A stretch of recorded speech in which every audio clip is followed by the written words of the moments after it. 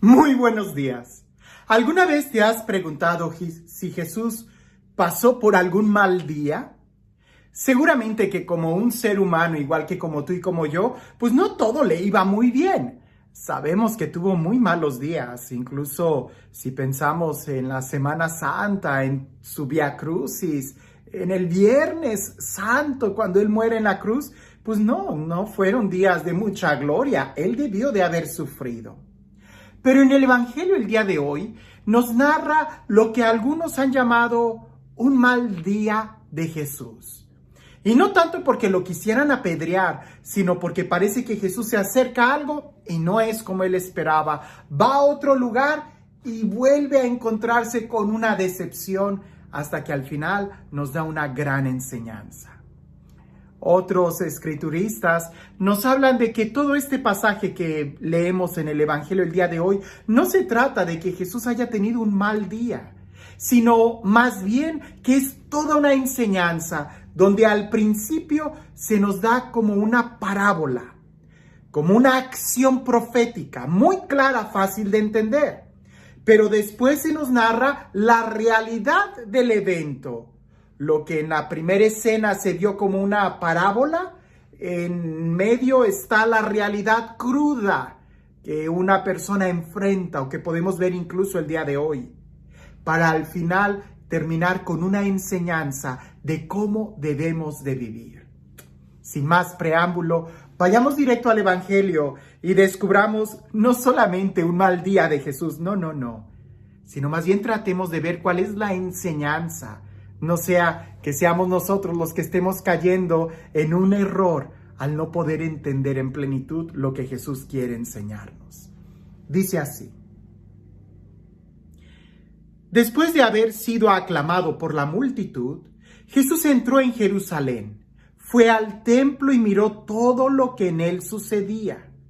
Pero como ya era tarde, se marchó a Betania con los 12. Al día siguiente, cuando salieron de Betania, sintió hambre. Viendo a lo lejos una higuera con hojas, Jesús se acercó a ver si encontraba higos, pero al llegar solo encontró hojas, pues no era tiempo de higos. Entonces le dijo a la higuera: que nunca jamás coma nadie frutos de ti. Y sus discípulos lo estaban oyendo. Cuando llegaron a Jerusalén, entró en el templo y se puso a arrojar de allí a los que vendían y compraban. Volcó las mesas de los que cambiaban el dinero y los puestos de los que vendían palomas. Y no dejaba que nadie cruzara por el templo cargando cosas. Luego se puso a enseñar a la gente diciéndole: ¿acaso no está escrito: mi casa será casa de oración para todos los pueblos? Pero ustedes la han convertido en una cueva de ladrones. Los sumos sacerdotes y los escribas se enteraron de esto y buscaban la forma de matarlo, pero le tenían miedo, porque todo el mundo estaba asombrado de sus enseñanzas. Cuando atardeció, Jesús y los suyos salieron de la ciudad. A la mañana siguiente, cuando pasaban junto a la higuera, vieron que estaba seca hasta la raíz. Pedro cayó en cuenta y le dijo a Jesús: Maestro, mira, la higuera que maldijiste se secó. Jesús les dijo entonces: tengan fe en Dios. Les aseguro que si uno le dice a este monte: quítate de allí y arrójate al mar, sin dudar en su corazón y creyendo que va a suceder lo que dice, lo obtendrá. Por eso les digo, cualquier cosa que pidan en la oración, crean ustedes que ya se ha concedido y lo obtendrán. Y cuando se pongan a orar, perdonen lo que tengan contra otros, para que también el Padre que está en el cielo les perdone a ustedes sus ofensas. Porque si ustedes no perdonan, tampoco el Padre que está en el cielo perdonará a ustedes sus ofensas. ¡Wow! Sí, que es un evangelio largo, pero como una buena obra de teatro. No es un teatro, es una realidad. Pero para que lo podamos ver en esos tres movimientos, el primer movimiento es ese ejemplo que tiene como entrada y todo lo que va a suceder a continuación viene en el primer versículo. Jesús entra al templo y ve, no dice nada, solamente ve. Pareciese que en el templo ya se había predicado muchas veces la palabra que entraba por un oído y salía por el otro. La gente ya se había acostumbrado quizás a sermones muy grandes en el templo, que lo que Jesús va a hacer a continuación es una enseñanza muy fuerte que los discípulos puedan ver, sentir, tocar, palpar, para que puedan entender la magnitud. De ahí que en el templo Jesús no dice nada ese día, sino al día siguiente, cuando se levanta y tiene hambre, se acerca a una higuera. Y la higuera simboliza, pensemos, en el templo. Se acerca para ver si hay frutos, pero no hay frutos. A pesar de que se subraya que ya tenía hojas, es decir, que ya era propio de que tuviera frutos, no tiene frutos. Y si un árbol no da frutos, ¿para qué sirve? ¿Para leña? Pues entonces que se seque hasta de raíz. Y el mismo Dios que se acerca con hambre, es el mismo quien maldice a esa higuera y se seca hasta de raíz. Claro, no en ese momento.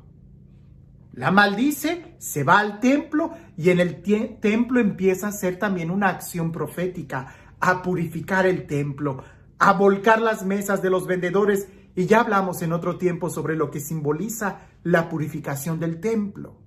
Lo interesante es de que cuando salen, los discípulos se dan cuenta que la higuera está seca. Y le dicen a Jesús, mira, la higuera que tú maldijiste se secó. Y entonces viene la enseñanza. La acción profética es lo que Jesús hace con la higuera. Porque nosotros, tú y yo somos la higuera. Y tú y yo debemos de dar frutos. Así como en aquel entonces los frutos eran esperados del templo. Y el mismo Jesús se acerca, pues Él es Dios, para recibir los frutos del templo, la adoración, la oración, que era lo propio del templo. Y ellos lo habían hecho una cueva de ladrones. Por eso, si no da frutos un árbol, se seca y se arroja la leña. Pero si el templo no da frutos, ¿qué se va a hacer con el templo? Sino simplemente destruirlo, arrojarlo al suelo, pisotearlo. Porque es más grande la decepción que se tiene de un templo cuando no da frutos que de una higuera que no da frutos. Por eso a muchos se molestan contra Jesús y buscan cómo eliminarlo. Pero a sus discípulos Jesús les da esta enseñanza. Tengan fe, oren. Y el ejemplo que Jesús da sigue siendo tan dramático como el de esa higuera. Si tú tienes fe, lo que le pidas a Dios te lo va a dar si tú tienes fe. ¿Pero qué es fe? ¿Una fórmula mágica? No, es un compromiso de vida que enraiza en la forma en como nosotros vivimos. Por eso termina diciendo, perdónense unos a otros, para que su Padre los perdone. Porque si no recibimos nosotros el perdón de Dios, mucho menos vamos a recibir los favores de Dios. Él quiere perdonarnos, pero la puerta para recibir su perdón pareciese que es precisamente el perdonarnos unos a otros. Porque la forma en como nosotros lo podemos recibir a Él es precisamente recibiendo unos a otros. Y aquí es donde quiero unir esto con el principio. Jesús se acercó a la higuera teniendo hambre y no le dio de comer. Hoy Jesús sigue teniendo hambre entre nosotros. Habría que leer el Evangelio de Mateo, capítulo 25. Tuve hambre, tuve sed, estuve desnudo, era forastero, estuve en la cárcel, estuve enfermo. Y cuando me diste de comer, de beber, me visitaste, me vestiste, lo hiciste conmigo. ¿Cuáles son los frutos que estamos dando el día de hoy? ¿Estamos realmente amando a nuestros hermanos? ¿Estamos perdonando? ¿Estamos buscando la unidad? ¿Estamos dando frutos, como dirá San Pablo en Gálatas, de amor, paciencia, paz, bondad, benignidad, dominio de sí? Esos son los frutos que se esperan de nosotros. Si no damos frutos, entonces, ¿qué va a suceder con nosotros? lo que a la higuera. Seremos arrojados al fuego porque estamos quizás secos por dentro. ¿Cuál es el punto culminar de este texto bíblico? El que tú y yo podamos dar frutos. El que se encuentre frutos en nosotros. No una cueva de bandidos, sino frutos de amor, de paz, de ayudarnos unos a otros. Esto es el tema principal de este texto, porque así como la higuera que no dio frutos, el templo tampoco estaba dando frutos. Así como la higuera es maldecida y se seca para que después se prenda fuego en ella, así también el templo.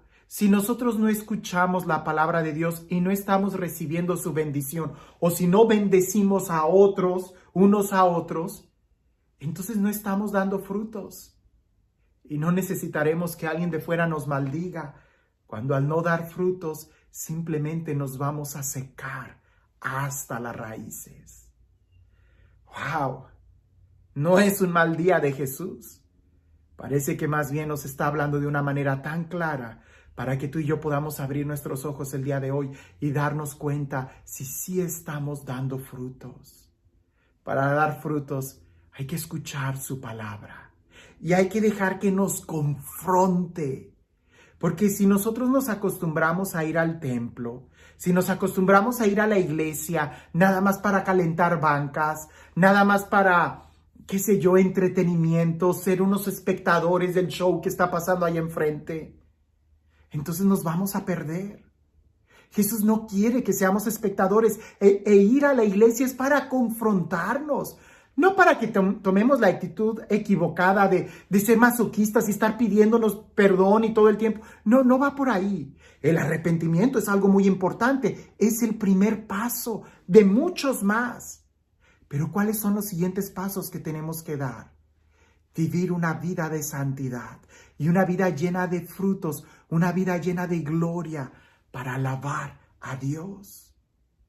Cuando vayamos al templo, cuando escuchemos su palabra, que no entre por un oído y no salga por el otro, sino que nos confronte en nuestro corazón para que podamos crecer cada día más. Y este Dios, el Dios del amor, el Dios de la paz, el Dios que nos habla directamente a nuestros corazones para sacudirnos y para que demos frutos, para que tengamos sentido, que sea Él quien el día de hoy y siempre nos bendiga. En el nombre del Padre, del Hijo y del Espíritu Santo. A veces estamos como el asadón. Si eres de rancho, sabes que es un asadón. Si eres de la ciudad, quizás no. Pero el asadón es aquel instrumento que se usaba para jalar tierra hacia ti. Claro, tú ibas caminando y ibas jalando tierra. Pero a veces estamos como ese instrumento que solamente queremos cosas para nosotros, para mí, para mí, para mí. Denme. Y no somos capaces de dar fruto. El árbol encuentra la plenitud de ser un árbol no por las cosas que recibe o por la abundancia de agua o nutrientes o abono que recibe, sino todo lo contrario, por la abundancia de frutos que da. Un buen árbol no se mide por la calidad de suelo que tiene, sino por la calidad de fruto que da. Aunque no lo creas, aunque tuviera muy buen muy buen territorio, si no da fruto, entonces de nada sirve. Hay cristianos que están peleando estar en una muy buena iglesia y que piden todo para ellos, pero no son capaces de dar frutos. Lo que Jesús quiere es que primero le demos un sacrificio de alabanza, de oración. Hacer de la casa de Dios una casa de oración, para que después podamos vivir como hermanos unos a otros. Y así reconoceremos que tenemos un solo Dios, un solo Padre.